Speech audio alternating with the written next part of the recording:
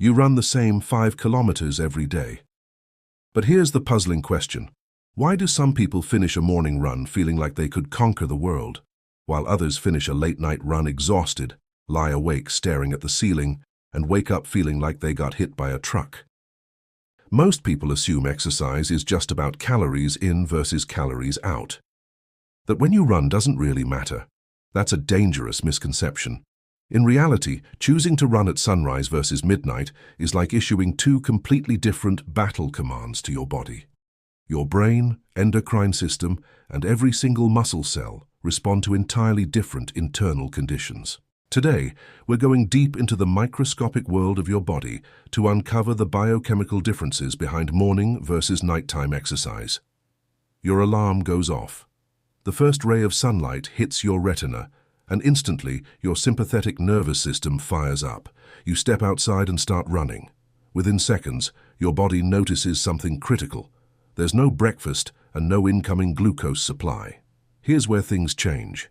In this fasted state, your internal fat accountant is forced into action. It scans your depleted liver glycogen and issues an urgent command: open the fat reserves. This is the moment many fat loss seekers are aiming for. Triglycerides stored in fat cells are broken down into free fatty acids. These enter your bloodstream and travel to your muscle cells' mitochondria, the body's microscopic power plants, where they are burned with oxygen to produce ATP, the energy that fuels your run. But the benefits don't stop there. Morning exercise aligns with your circadian rhythm. To support this state, your brain releases norepinephrine, along with a moderate increase in cortisol. These act as natural stimulants, helping mobilize fat while also clearing mental fog.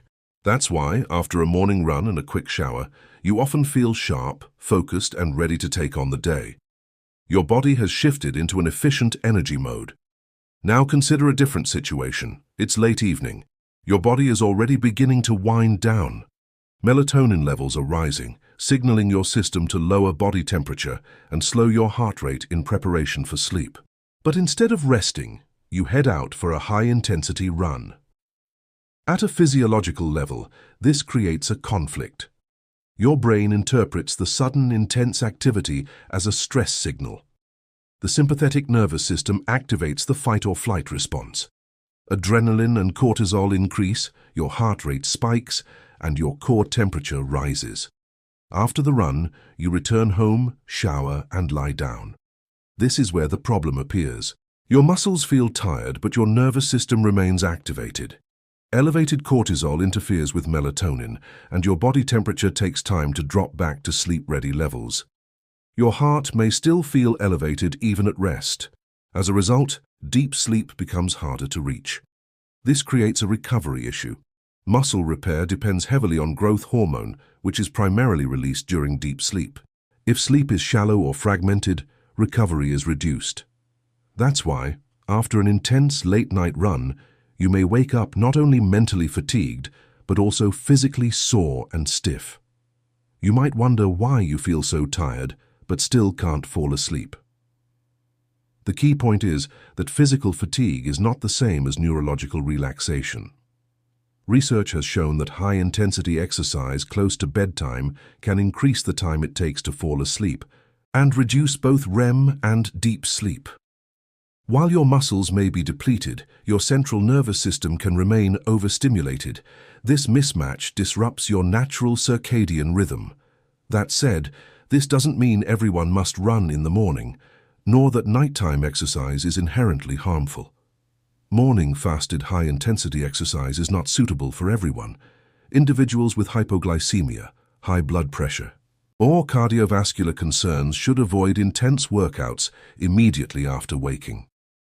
If evening is your only available time to exercise, the key is to manage intensity and timing. Lower intensity activities such as light jogging, brisk walking, or moderate strength training are more suitable.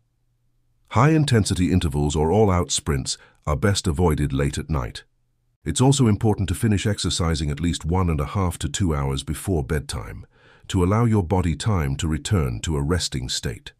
Your body is not a rigid machine. It is a highly adaptive system that works in sync with natural rhythms. Changing your workout time isn't just a scheduling decision, it influences how your body functions internally. If your goal is to maximize fat utilization and maintain mental clarity, morning exercise may be beneficial. If evenings are your only option, keeping the intensity moderate and allowing time to wind down can help you avoid disrupting sleep. Working with your body's natural rhythm rather than against it allows for better energy, recovery, and overall performance. If this perspective gave you a clearer understanding, consider sharing it with someone who exercises late at night but struggles with sleep afterward.